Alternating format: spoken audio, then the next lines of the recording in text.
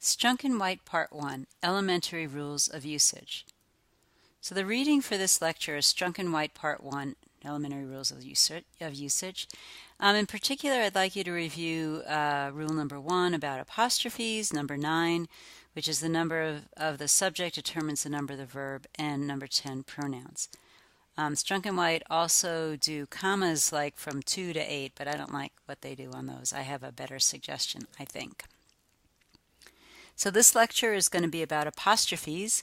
Note that this is not apostrophes. You don't need an apostrophe at the end of a plural. It's a very common mistake. Commas and subject-verb agreement, which was that number 9 in the Strunk and White.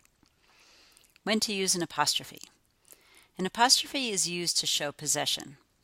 Bart's cat loved cheese, and she really did. If you left the room, she would eat the cheese off the top of a pizza. A country's standard of living depends on the quality of its education system. So the standard of living belongs to the country, so you need the apostrophe for a country's.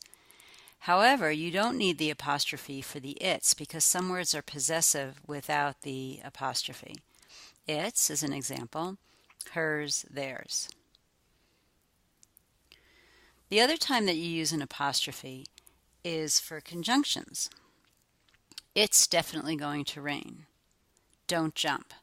So you could say it is or it's definitely going to rain. Do not jump or don't jump with the apostrophe.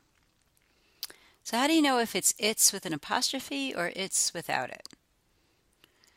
Only use an apostrophe you can substitute it is. That's the rule. Its sweetness was overpowering.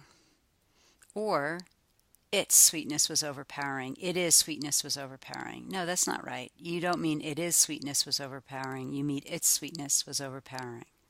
So that one's wrong.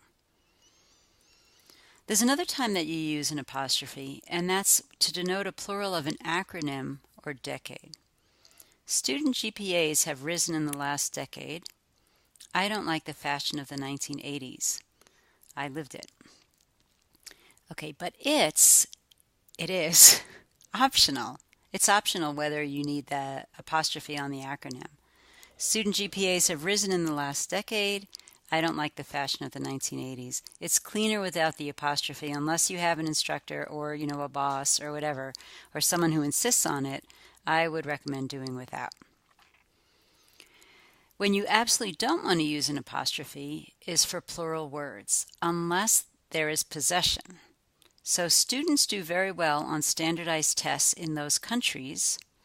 Those countries' test scores are very high. So the only reason you would ever put an apostrophe when there's something plural is if something belongs to it, the country's test scores. All right, what about commas? So there's a very simple way to decide when to use a comma, and that's to read whatever you wrote out loud, and where you pause, that is, where you need a comma. So I'll read some things. Inflation rates, which had risen dramatically in the 1970s and early 1980s, were much lower in the 1990s.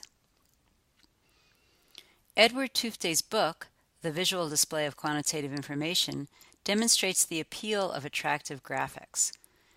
I want to give you an example where you don't have a comma. The Nobel laureate George Stiglitz has become an outspoken critic of IMF policies. Okay, so I want to emphasize that it's George Stiglitz, not that it's the Nobel laureate. And so that's why there's no comma there. I'm saying the Nobel laureate George Stiglitz has become an outspoken critic of IMF policies. No place where I really need to pause. The only exception is that at the end of the list, you don't put a comma. Our project explores gender equity, income, and fertility. Okay, so that's one thing, but the reading will really help. It's a common mistake to put in too many commas that you wouldn't really use if you were speaking. Okay, the last one I want to talk about is subject-verb agreement. This is another common mistake that I see in student papers. So here's an example. The committee of scholars plans to take up the matter at the next meeting. So what is the subject? Who plans to take up the matter? It's the committee, and that's why it's the committee plans, not the scholars plan. The list of topics was much too long. So it's the list that was too long. The topics is just something about the list. Okay, so that's something else to look at when you're again. I actually think for a lot of mistakes that you might make, if you read aloud, you'll catch them. The committee of scholars plan. I don't know. I think you might catch that one even just by reading it out loud. That's the end of that.